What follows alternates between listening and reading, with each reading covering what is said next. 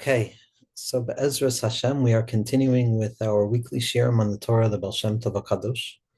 And we're focusing on the path of Teshuvah. And we're going to lean back into something we discussed yesterday, which is the secret of transforming the demonic fear of this world into a place of comfort. We said that when left to our own devices, the world becomes a place that's populated by fearful and frightful things that remind me about the lack of my control, things that elicit within my mind concerns, worries, things that I have to try and be in control over, or things that I'm trying to fix that I'm unable to fix. And when left to our own devices, our mind is either taken into the future by way of anxiety or taken into the past by way of sadness. Teshuvah is the ability to return from the stuckness of the past or the stuckness of the future and to reorient ourselves to this moment right here, right now. Chazal tell us that anytime the Torah uses the word ata with an ayin, meaning this moment now, it's also a reference to tshuva. Because the goal of tshuva is to detach my mind from the anxious ruminations over the future or from the despondency-inducing hyper-focus on the past, and to free my mind to be able to attach itself to that which is present right here, right now. We've spoken about in the name of the Heilige Kajnitzer Magid that the Shem Havaya, HaKadosh Baruch Hu's four-letter name, represents the tripartite breakdown of temporal awareness, past, present, and future, that which was, that which is, and that which will be. And even when we're talking about the Shem Havaya, so to speak, we still have to be on guard against the natural proclivity of the self to become stuck in the anxious ruminations of the future or the hyper-focus on the sadness of the past. And even though the Shem Havaya means past, present, and future, says the Heilige Kajnitzer Magid that the main way to read the Shem Havaya is Yud Hoive, that a Yud, is always trying to present itself, is always trying to focus itself on that which is present right now.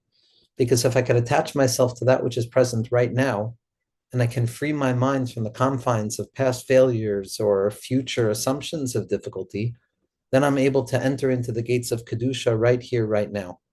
Bazos Yavo Aharon. Aharon enters in through this. What's this other than this moment right here, right now?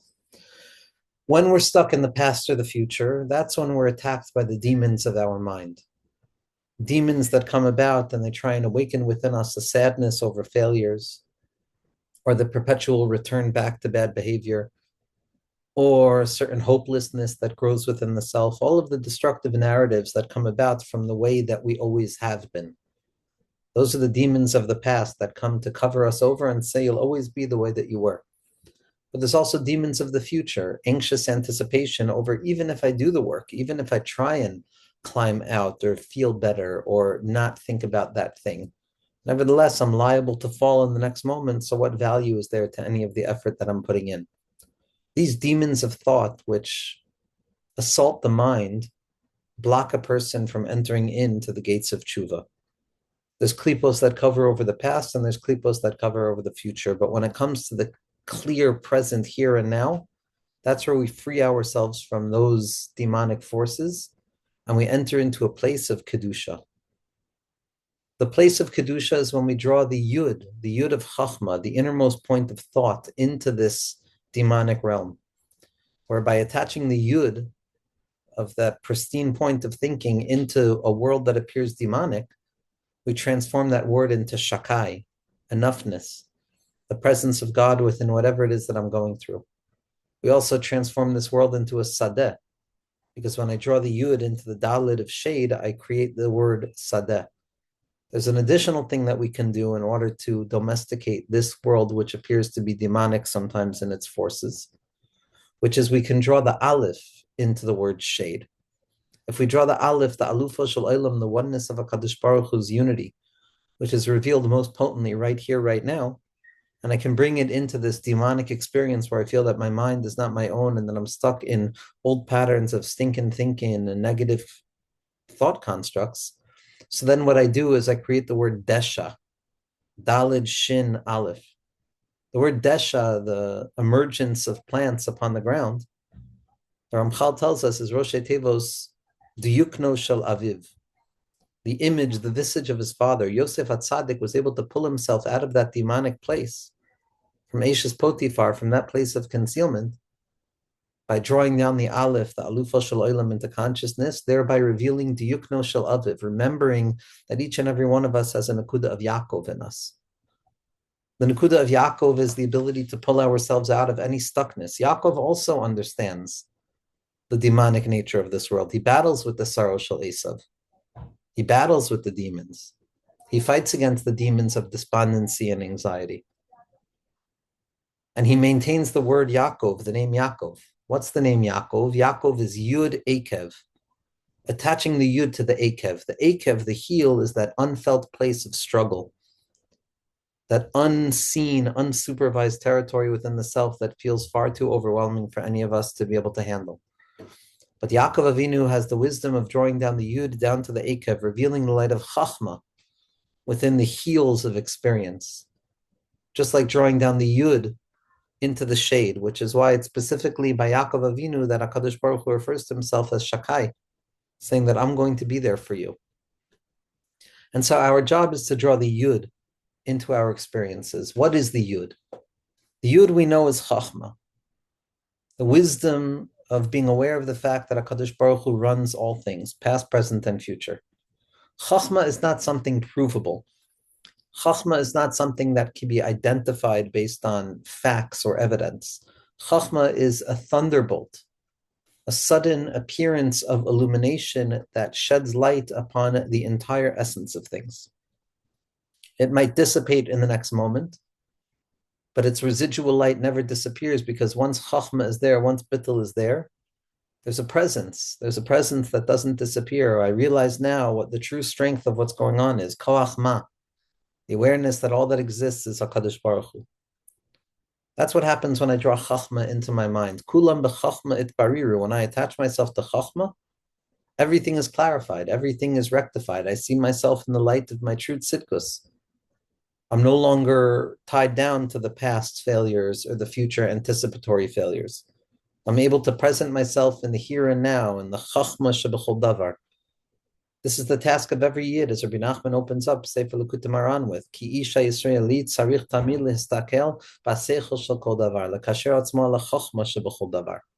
That a Yid has to look at the illumination of all things, the wisdom at the heart of all things, because when I attach myself to the wisdom of all things, to the Yud Chochma Keduma, to that transcendental space and point of orientation, which reminds me that whatever I'm going through, it's tethered to the infinite light of HaKadosh Baruch Hu.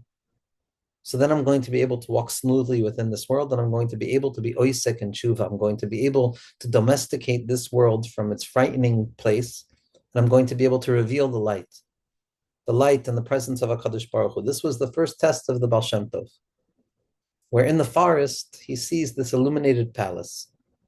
And as he's entering into this illuminated palace, he feels darkness growing, darker and darker, until he comes to the end of the tunnel of this palace, and he sees the table of demons. And the demons turn to the Baal Shem Tov and they say, little boy, don't you know you're not supposed to be here? And the Baal Shem Tov said, my father told me never to be afraid of anything but HaKadosh Baruch Hu, not the past and not the future. And the demons grow stronger and they say, little orphan boy, don't you know that God has abandoned the world? Don't you know, as if to say that all there is the past or the future, the anxiety or the sadness, and that the demonic forces of chaos and confusion and despair are really running the show? And what the Baal Shem Tov immediately screams out is, Yispardu kol palei aven, all of the doers of evil should disperse, and suddenly the palace disappears, and the demons disappear, and the darkness disappears, and all that's left is the Heilige Baal Shem Tov with the wisdom of HaKadosh Baruch Hu in his mind. This is the task, to draw the Yud Chochma Keduma into the concealment of this world. Now, the Yud Chochma Keduma, the reason we associate Chochma with the Yud is very specific, because just like Chochma is a thunderbolt that contains everything within itself, even though it's not explicated in its particularities, nevertheless, it holds all potency within it. In order to appreciate Chochma, we have to free ourselves from a Bina orientation. Bina, understanding, wants to see all of the details. It wants to see how each idea unfolds. It wants proof as to why it's not going to fall again, or proof as to why its failures in the past weren't its own. Chochma, on the other hand, doesn't offer explanation. It doesn't offer verbal affirmation of the person's experience, or it doesn't try and explain away the struggle.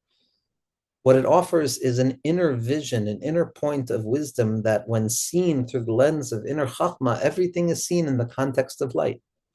Somehow, some way, all of the problems, all of the details, even if they're not worked out yet, even if I haven't addressed each and every one of them, in the realm of Chochma, everything is nimtak b'sharosho, everything is sweetened in its root. It's a point like the Yud, but it's a point that, in spite of its infinitesimal appearance, it is going to reveal itself to contain the infinite light within itself. The Yud is the tiniest dot, but that tiny dot contains within itself all of the possibility of future expression. Every letter begins with the tiny dot of the Yud. Yud is the same letters as dio, as ink. The mere act of placing a pen upon a page and the starting point of a point already contains with it the possibility of all letters. That's the secret of the Yud. It's nothing that contains everything. It's the tiniest, most infinitesimal, minimal point of awareness, but nevertheless, folded into that minimal point is the maximal possibility of HaKadosh Baruch Hu's light. This is the secret of Chochma, Yud Chochma Keduma. And here's where it's very difficult for a person to really experience the therapeutic benefit that comes about by attaching ourselves to Chochma. Because when we're doing the work of Teshuvah, we tend to assume that we have to do the work from the perspective of Bina. I have to figure out every trait, and I have to figure out every cause and every trigger and every process and every craving cycle, and to figure out why and how and where and who and what. And while all of those are questions that truly need to be asked when it comes to the path of Teshuvah, that's not the beginning of Teshuvah. That's the path of Teshuvah. The beginning of Teshuvah is the light of the Yud Chochma Keduma, where in the moment that I ever hear her Teshuvah, the moment that I conceive of thinking of myself otherwise, I'm nechshav as a tzaddik gamor, a truly righteous individual. Even a rasha gamor, a completely wicked individual, who says to somebody, I marry you on the condition that I'm going to be a true tzaddik, if they had to hear her Teshuvah, then that marriage is relevant. Because in the moment, even in the slightest inclination towards goodness, when the mind opens itself up to Chochma, all of the light is there. It's not yet revealed, it's not yet unpacked, but it's all there. And so the issue is that if I'm looking for a full description of how to fix myself and why I should feel better about myself, so then I'm not going to find it in Chochma. Chochma appears like a sudden point. And if I'm not focused in on that point, if I'm not focused in on the power of the Osi Yud, on the Yud Hoive of right here, right now, attaching myself to the Yud and drawing it down into the shade to reveal Shaddai, so then that moment of Chochma is going to dissipate and the moment ends, and then I'm left wandering, searching for light. So the Yud Chochma Keduma, the sudden burst of wisdom in the mind, the sudden burst of the true self, which is the desire to be close to HaKadosh Baruch Hu, because the true desire at the heart of every Yid is le'ishtava begufa demalka, that all we want to do is connect ourselves fundamentally to the King, and that every aspect of transgression and deviation away from the ideal path is ultimately just a misplaced desire of attaching ourselves back up to HaKadosh Baruch Hu. When I live with that light of the Yud Chochma Keduma, hidden within that infinitesimal point is the all, is contained all of the possibilities of my best self, then that Chochma is going to be enough to pull me out of my stuckness. That's the secret of the Yud. It's nothing that contains everything within itself. And this is very important, and it takes a lot of reorientation because we tend to measure things based on their quantities, on their measure, on that which is explicit and that which is clear. When it comes to the Yud of Chochma, it's a tsanua thing. Et snuim Chochma. Chochma is given over to those who are modest. Modesty is containment, is holding back, is allowing everything that is possible of being revealed to be contained within the 0 point of its energy. It's not deficient. It's not lacking anything due to its lack of expression from potential into actualization. The secret of Chochma is koyach ma. Everything exists by way of potential, and potential is real. It's actualization. It's just not yet externalized. And so the Yud is the koyach. The Yud is the attachment to this innermost possibility at the heart of the soul, where everything is all right. The Arizal tells us that at the beginning, We receive our nefesh, our lowest aspect of self, and then when we graduate and we grow, we receive our ruach, and then we grow and we receive our neshama. And if we're lucky, we begin to experience the chaya and the yechida, the makifin, the surrounding lights. But it's a slow and steady gradational order of slowest and lowest level up to the highest level.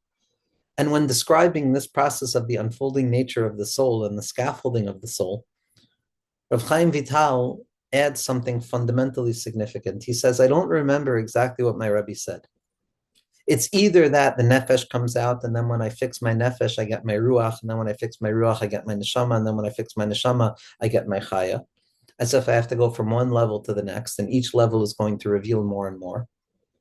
Or the second option that Rav Chaim Vital brings is that folded into this nefesh, folded into this first infantile stage of revelation within the self, is all of the future possibilities that are eventually going to unfold. Everything is contained within that original point. Everything is contained within the letter Yud.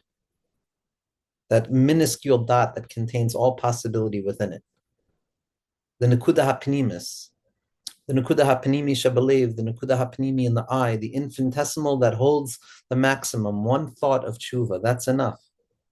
Everything is always already present within whatever it is that we have. It's just not yet revealed in its totality. But the treasure is always within us. The treasure is always underneath our own floorboards. Even if we feel that we have to go out to unpack it and find that treasure, nevertheless, what will always be revealed retroactively is that we've always had exactly what we needed, because we hold within ourselves Yud Chochma Keduma.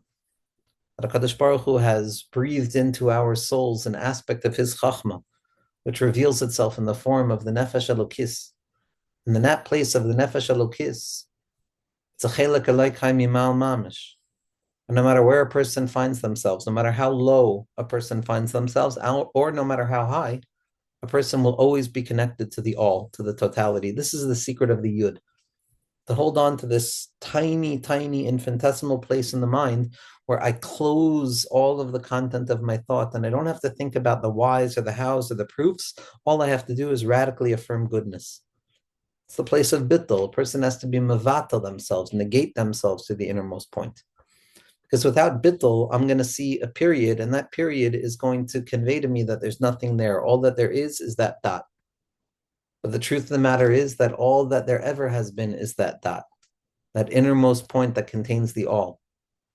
And so the prerequisite for entering into this Yud Chachma Keduma, this light of unity that exists in the sudden thunderbolt of the mind, that enoughness, that all-rightness, that light of tzidkus, is I have to open my mind up to believing in it, to believe that HaKadosh Baruch Hu has breathed this Yud within me. And when we can draw that Yud down into our minds, all of the demonic forces in the world become subdued. They stop frightening us and they begin to serve us in our avodah. Like we saw from Rav Tzadok in the name of Chazal, that the Shadim will help us build the Beis HaMikdash.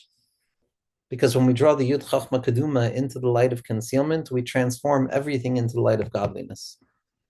This is the secret of the Yud, the Yid. This is what it means to be a Jew. Listen to the Lashon, the remarkable Lashon of the Heilige Pri Haaretz, the Heilige Vitebsker, and Parshas Kisavo, where he says as follows. With regards to the secret of Teshuvah, what a person has to understand is that in truth, even the beginning of a thought of Teshuvah contains everything within itself, from the beginning to the end. And anything that's going to be revealed in the process will be revealed to have always been included within the very beginning. Because we know that even with the slightest thought or contemplation of Teshuvah, a person is considered a truly righteous individual. The matter is as follows. Because the matter of a thought of Teshuvah, a hearer Teshuvah, is the innermost point of the heart. It's the Yud. Everything begins with the Yud. The Yud is the beginning of everything. The point is the beginning of all letters. And it's what directs all letters. And therefore, the only real difficulties are at the beginning, because that's the emergence of the point, and the point contains everything within itself, which is why we say all beginnings are difficult. But after a person has accessed that beginning of uncovering that innermost point of light, they then have the ability of awakening and drawing out all of the content that's latent within that innermost point, which is the pleasurable experience of drawing out more and more content from our original desire towards Teshuvah. This beginning of thought, this yud, is like the beginning of a child in utero. That even at the initial inception of that child, it contains within itself all of the possibilities that are eventually going to be revealed. They're just not revealed yet in any particularization or any separate form. Rather, they're just there in a concealed form of potential contained within that innermost point, as is known. And therefore, what's necessary is for us to study and to train ourselves to draw out all of the qualities from within that innermost point, from potential into actualization. Because that's the goal ultimately. After we attach ourselves to the innermost point that contains all things, then we have to extend them outwards and draw them into actualization and allow those words to be spelled out from within that letter. This is the secret of Teshuvah. This is the innermost point of Teshuvah that contains everything within itself. Teshuvah is a minimal experience. Even the slightest point of Teshuvah is enough to transform a person into being a tzaddik. And even after all of the work that we do, and it might feel like we're traveling miles in our avodah, and that we have to exert all of this energy, sometimes all we'll be able to find ourselves is the slightest, most minuscule dot of change. And as Rabbi Nachman says, we have to believe that that minuscule dot of change is more than enough. It's more than enough. Any slight movement that we extricate ourselves out of stuckness with is the purpose of the creation of the world. It's the light of the Yud. It's the light of the Yud. Tishrei is the osios of Tav Shin Reish, from a language of Hashra'ah, of the presence of what? Of the Yud. Everything about the Yomim Noraim is about attaching ourselves to the Yud Chochma Keduma, the innermost point, that sudden burst of wisdom that we affirm by way of closing our eyes, opening our hearts, relinquishing our rationality, and jumping upwards to the innermost point that contains all things. When a person learns the Sas Emes, we see that nearly every Torah is talking about finding this inner Nekuda, the Nekuda Hapnimi that rests at the heart of all things. The Baal HaSulam and his Talmidim say that this is a distinction between a tzaddik and one who is not a tzaddik. The tzaddik is endlessly searching out the innermost point, the innermost yud, that tiny dot that represents the quintessential expression, the tamsit sahara, where everything else is just periphery. And when a person attaches themselves to that innermost point, then all of the periphery is now given the breadth of meaning. But the truth of the matter is, if I'm attaching myself to anything other than the innermost point, then I'm already stuck in the periphery. I've lost Yishuv Hadas. Chelek Hashem Amo. HaKadosh Baruch Hu gives each and every one of us a chelek. That chelek is the tiny dot of our souls. And Ezehu Ashir Hasamech Bechelko, who's wealthy, one who finds joy within their tiny dot because they're aware that that dot has everything, that point, that thought, that innermost foundation stone that rests at the core of the soul, the Evan Hashasiyah, foundation stone, that innermost point at the center of existence, it exists there all the time. It's always there. It's never not there. We have to uncover the Yud. We don't have to draw down the Yud. We have to uncover the Yud that's hidden in Yud Chochma Keduma. If we don't have the ability, or we lose out on the focus of focusing in on the innermost point, on that Yud, so then we experience the opposite, which is the reversal of the letters of the Yud, which is Daled Vav Yud, which is Davai, sadness and a mournful outlook upon this world, because everything seems disparate and fragmented and separated, and it appears to be caught up in that demonic realm. But when we draw the Yud down into our consciousness and we live with that deep sense of enoughness and all rightness, and we celebrate every nitzutz of tshuva that we're capable of experiencing, and we celebrate the small points of victory and spiritual connectivity as if the entire world is folded into them, so then we're zoichet to be maharher b'tshuva. Rav Kook says that the most important pasuk in Avodas Hashem is b'chol derechecha de'ehu, that a person must know Hashem in all of their ways. And what does it mean to know Hashem in all of your ways? It means that whatever you are doing, you should find HaKadosh Baruch Hu in that thing and not turn to something else. And in the addition that Rav Kook added, B'ksav Yad Kadsho, which is a rarity, to that teaching, he says, and what's the reason for this? It's because everything is folded into that moment right in front of the individual. Everything is contained within each and every point of spiritualized consciousness that we avail ourselves to. And this is how we enter into tshuva. This is how we enter into simcha, the sense of enoughness. that I have everything I need folded into this moment of Chochma. And so we have to attach ourselves to the Yud, Ki Savo El Haaretz, coming to the land, coming to the place of Eretz Yisrael, coming to the Eretz HaElyona, the place of Teshuvah. The Ikar is the mitzvah of Bikurim. Bikurim is the first fruit, the first point, the beginning of all things. We have to sanctify that and give it over to HaKadosh Baruch Hu and say, L'kel gomer alai. I'm giving you my first thought, Ribbon Shalom. You do what you will with the rest of it. You uncover the vistas of infinitude that you hide within even the slightest gestures of thinking that take shape within the Jewish soul. We give it over to HaKadosh Baruch Hu. We give the Yud over to Hashem. We offer ourselves up as a goyim, as a lump of clay that's ready to be formed, biyad hayoitzer. And through this, we're zeichet to be mahar and tshuva and to return to HaKadosh Baruch Hu over and over by believing in the enoughness of the Yud, of vanquishing the demons of scarcity that tell us that we need more and more and more, and slowly, delicately, humbly, joyously, confidently attaching ourselves to the Yud Chochma Keduma. Person might have a hard time contemplating anything, but they can contemplate the Os Yud. And in that Yud, everything is folded in. We can see everything in this one point. And Be'ezras Hashem, we should be zeichet to tap into the Ve'in Ata El Teshuvah, to draw the Yud down into all affects of our lives, into all experiences of our lives, and to be Makasha ourselves Lamala, to be attached above and not only below, but to draw Hashem into every aspect of our lives. Be'ezras Hashem.